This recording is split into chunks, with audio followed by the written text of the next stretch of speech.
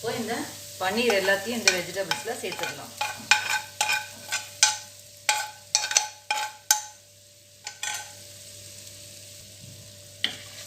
இப்போ நல்லா இதை மிக்ஸ் பண்ணி விட்டுடலாம்.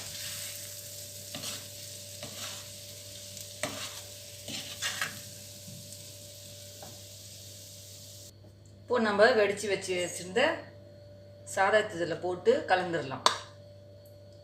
உங்களுக்கு சாதம் சப்போஸ் குழஞ்சிடுச்சுன்னா அது நம்ம ஆற வைக்கும் போது கொஞ்சம் எண்ணெய் ஊற்றி அதை ஆற வச்சிங்கன்னா அது கொஞ்சம் நமக்கு உதிரி ஆகிடும்.